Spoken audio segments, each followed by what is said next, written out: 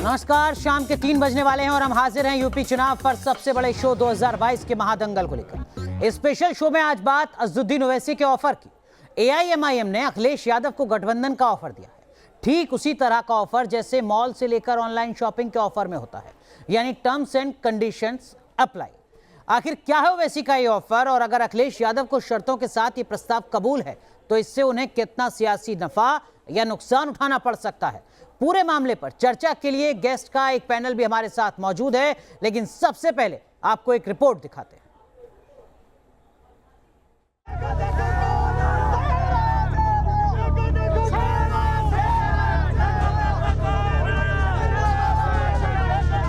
हैदराबाद के भाईजान का ऑफर यूपी के भैया को कबूल।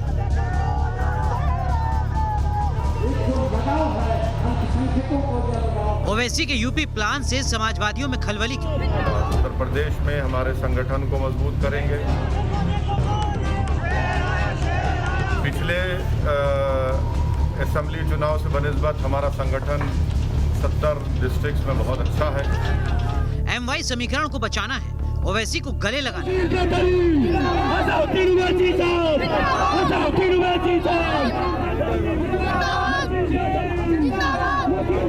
सत्ता वापसी के लिए ओवैसी जरूरी या मजबूरी?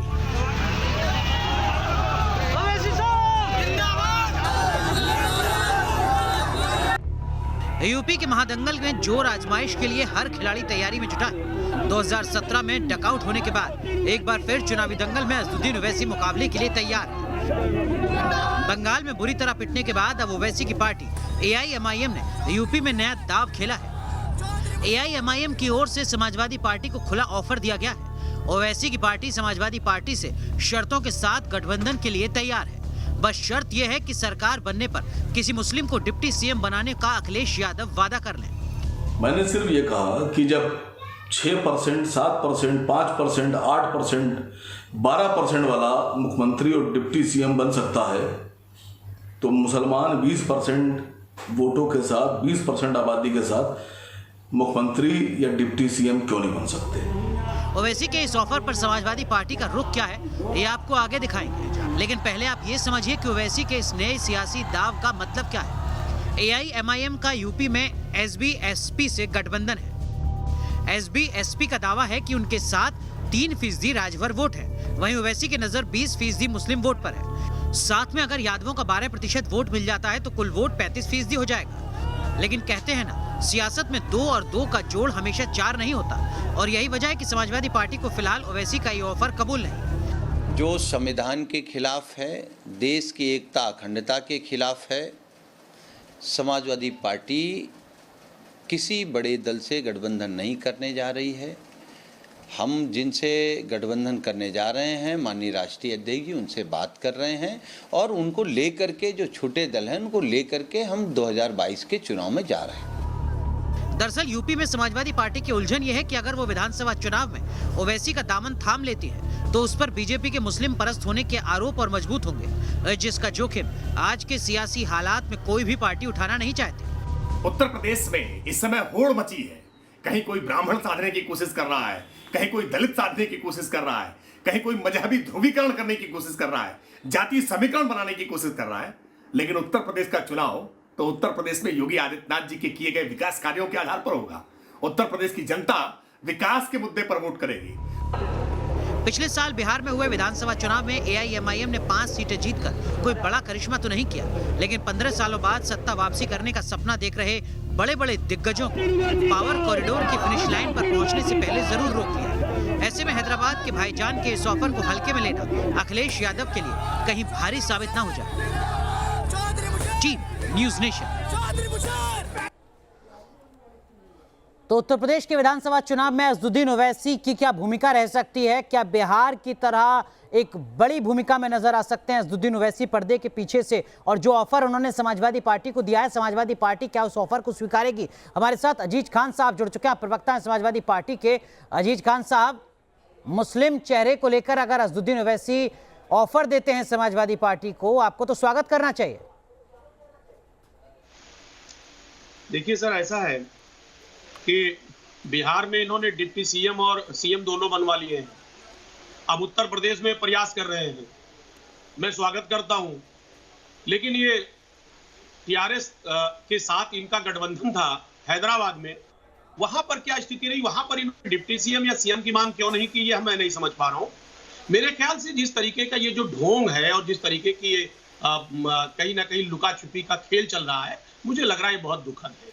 देखिए, जनता अब पूरी तरह से इस तरीके के मुद्दों पर चुनाव नहीं लड़ना चाहती। जनता जो आज चुनाव देखना चाहती है, जनता जो चाह रही है, वो ये चाह रही है कि साहब विकास पे चुनाव हो, महंगाई पर चुनाव हो, बेरोजगारी पर अजीज खान साहब, दिक्कत क्या है?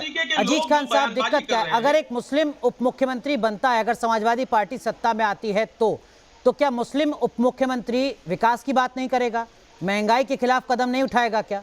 वो सिर्फ एक मुस्लिम चेहरे के तौर पर रहेगा क्या? दिक्कत क्या है?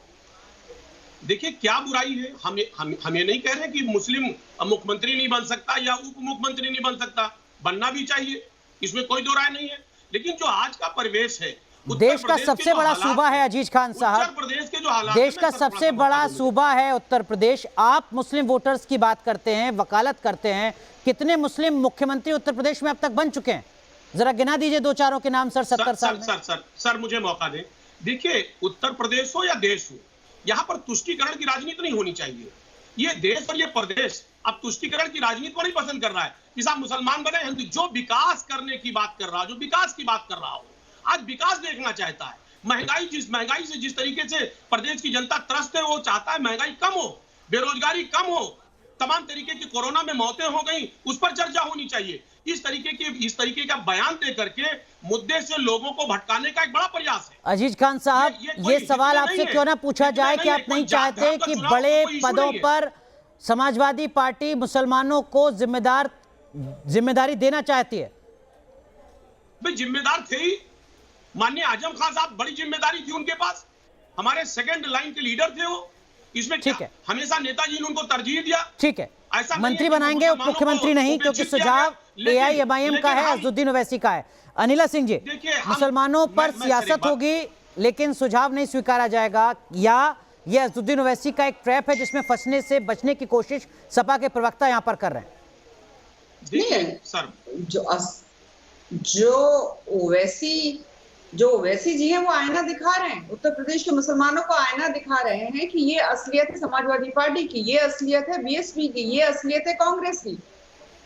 देखिए, ऐसा है कि मेरे पॉलिटिकल मतभेद बिल्कुल असदुद्दीन ओवैसी साहब से हो सकते हैं, उनके राजनीतिक दल से हो सकते हैं, परंतु यहाँ पर अगर जिसकी पार्टी में ही मुसलमान हो, सीधी सी बात है कि वो मुसलमानों की ही राजनीति करते हैं, और मुसलमानों की अगर वो आवाज उठा रहे हैं उत्तर प्रदेश में और कह रहे हैं समाजवादी पार्टी से कि आप डिक्लेयर कर दीजिए कि आपको मुसलमानों की वोट चाहिए, तो आप जो है मुस्लिम डिप्टी सीएम रखेंगे, तो ये करने में यहाँ पर अखिलेश यादव जी को क्या परेशानी हो रही है? किस चीज का उनको डर लग रहा है? जब उनको वोट चाहिए मुसलमानों की, तो क्या वो डिप्टी सीएम नहीं बना सकते हैं? नहीं, वो तो कह रहे हैं कि देखिए, हमने आजम खान साहब तो हमारे यहाँ दूसरे नंबर के नेता थे, नंबर 2 तो आजम खान थे। डिक्लेयर कर दें आजम खान साहब को वो डिप्टी सीएम बनाएंगे, करें ना डिक्लेयर।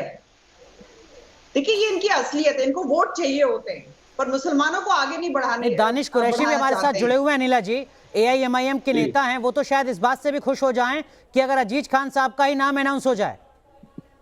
बिल्कुल, अजीज खान साहब, ये तो अजीज खान साहब बहुत इंटेलिजेंट है, मैं कितनी डिबेट्स में इनके साथ बैठती हूँ, पढ़े लिखे व्यक्ति हैं, बिल्कुल सुलझी हुई बातें करते हैं। देखिए, ऐसे पॉलिटिकल डिफरेंसेस हैं हमारे, परंतु एज अ पर्सनालिटी मैं उनको अप्रिशिएट करती हूँ। और यही नहीं, मैं तो ये कहती हूँ, जयंत चौधरी जो जाटों का झंडा लिए आगे आगे घूमते हैं, जाटों को बोलते हैं कि तुम हमें वोट दो, और ये जो है समाजवादी पार्टी के साथ गठबंधन किए बैठे हैं, तो जयंत चौधरी को बोलना चाहिए एक जाट डिप्टी सीएम भी बनेगा, तब मैं आपका साथ दूंगा। देखिए अनिला जी ने एक और फॉर्मूला एड ऑन कर दिया है समाजवादी पार्टी के लिए, एक और नसीहत अजीज खान साहब बीजेपी की प्रवक्ता के द्वारा कि सिर्फ मुस्लिम डिप्टी सीएम नहीं, एक जाट डिप्टी सीएम भी क्यों ना हो, पश्चिमी उत्तर प्रदेश की नुमाइंदगी क्यों ना हो। लेकिन दानिश कुरैशी साहब हमारे साथ जुड़ चुके हैं, एआईएमआईएम के नेता। दानिश कुरैशी साहब, ये बताइए, आपने समझौता तो किया है राजभर साहब से, सलाह दे रहे हैं समाजवादी पार्टी को, वजह क्या है?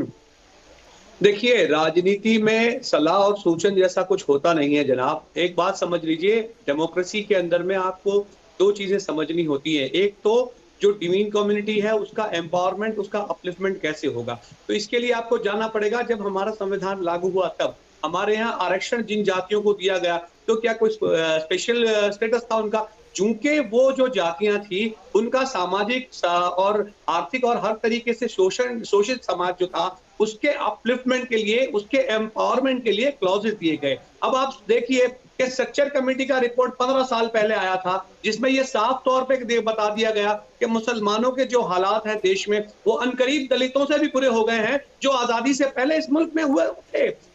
तो दानिश कुरैशी, उस स्ट्रक्चर कमेटी की रिपोर्ट में तो बताया गया था कि सबसे बुरे हालात पश्चिम बंगाल में मुसलमानों के। ममता बनर्जी को क्यों नहीं नसीहत दी आपने?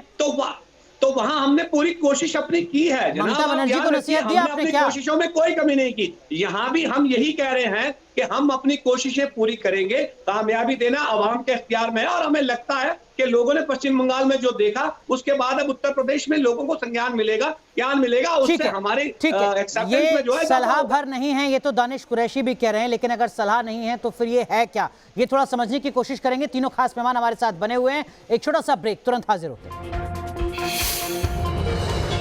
तो बात हो रही है 2022 के महादंगल की। सुझाव दिया है एआईएम नेता ने उत्तर प्रदेश में समाजवादी पार्टी को कि अगर समाजवादी पार्टी सत्ता में आए तो मुख्यमंत्री मुस्लिम क्यों ना बनाया जाए।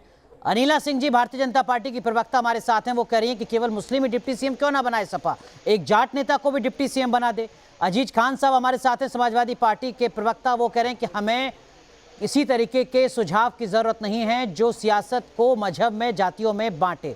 लेकिन दानिश कुरैशी, एक सवाल का जवाब, उत्तर प्रदेश में आपकी स्थिति शून्य है पिछले चुनाव को अगर देखा जाए तब। आप खामखा मुखिया तो नहीं बनना है यूपी के? देखिए, स्थिति शून्य है या नहीं है ये और बात है। आज की जो केंद्र सरकार में जिस पार्टी की सत्ता है, ये हमारे गुजरात से शुरू हुई थी। इनकी भी स्थिति किसी जमाने में आज से 30 साल पहले शून्य थी। तो मैं समझता हूं कि कुदरत ने कोशिश में कामयाबी रखी है और हम ईमानदार कोशिश कर रहे हैं। ईमानदार कोशिशों के साथ हम जगह बनाने में कामयाब रहे हैं। महाराष्ट्र में, गुजरात में हमारी कोशिश, पश्चिम बंगाल में भी थी और उत्तर प्रदेश में भी हम अपनी पूरी ईमानदारी के साथ मेहनत करेंगे। रिजल्ट जो देना है वो अवाम का काम है। लेकिन इसके साथ साथ सो कॉल सेक्युलर पार्टियां जिस तरीके का पॉलिटिकल डिस्क्रिमिनेशन कर रही हैं दलित, आदिवासी, मुसलमान और ओबीसी के साथ, उसको भी उजागर करना जरूरी है। क्योंकि जब तक ये उजागर नहीं होगा तब तक इस तरीके की जो राजनीति चल रही है कि वोट कम्युनिटीज के नाम पे मांगा जाएगा और बेनिफिशियरीज जो रहेंगे वो हमेशा से वही रहे हैं जो आज तक रहेंगे। तो उसमें चेंजिंग आना चाहिए। अजीज खान साहब, कम्युनिटीज पिछड़ गई है, जो एआईएमआईएम की सक्रियता है, दानिश कुरैशी का जो ये एक्टिविज्म है, ये कहीं सपा की मुश्किलें तो नहीं बढ़ाने जा रहा है? इस बार के विधानसभा चुनाव में 20% मुस्लिम वोटर है जिसको आप अपने कब्जे में समझते हैं और अब ओवैसी मैदान में।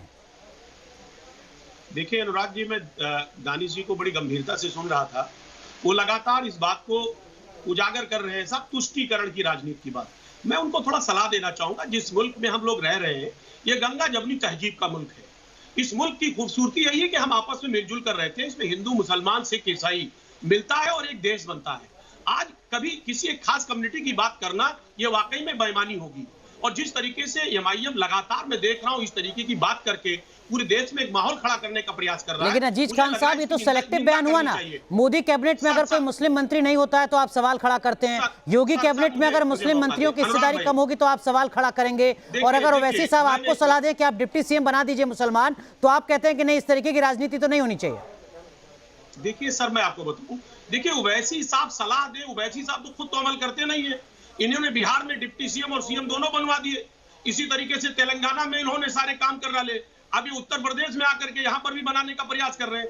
देखिए, तुष्टीकरण की राजनीति छोड़ के मुझे लग रहा है कि हम जात धर्म की बात छोड़ करके अभी अब महंगाई की बात करें, बेरोजगारी की बात करें। दानिश कुरैशी, आप कुछ कहना चाह रहे हैं, मैं आऊंगा आपके पास, लेकिन उससे पहले अनिला सिंह जी, ये सवाल भी लगातार पूछा जाएगा कि ओवैसी साहब अपने सुझाव के जरिए कहीं बीजेपी की मदद तो नहीं कर रहे हैं, क्योंकि ओवैसी को लगातार टीम बी कहा जाता है बीजेपी की।